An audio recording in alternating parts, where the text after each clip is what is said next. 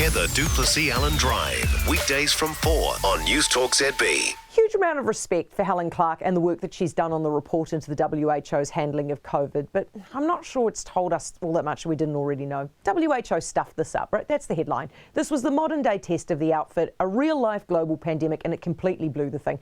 And it completely undermined trust in itself in the process.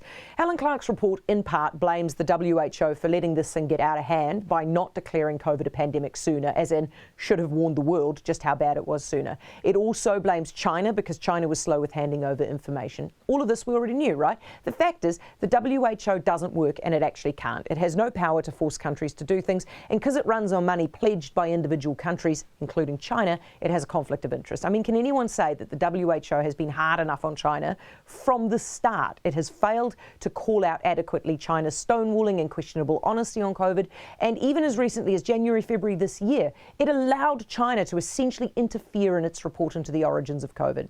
Now, how can we trust an organisation that in one breath declared a health emergency and in the very next breath also told countries to keep their borders open, especially when the suspicion was that that was what China wanted? Now, how has that advice stood the test of time?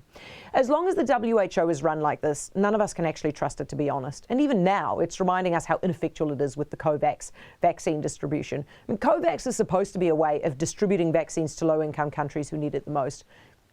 But the truth is, it's actually the high-income countries, and that includes us here in New Zealand, that are buying up the world's vaccine stocks and jabbing our own people first. Helen Clark and her lot have a bunch of recommendations to improve the WHO, including it having its own independent funding, so it's not reliant on countries that will make demands like we've seen with China. I think we've all been around long enough to know that the chances of improvement are pretty slim. So probably, I'm sorry to say, the WHO has, for many of us, probably done its dash. It is a waste of our time and a waste of our money, frankly. Heather du Plessis-Allan Drive, weekdays from 4 on Newstalk ZB.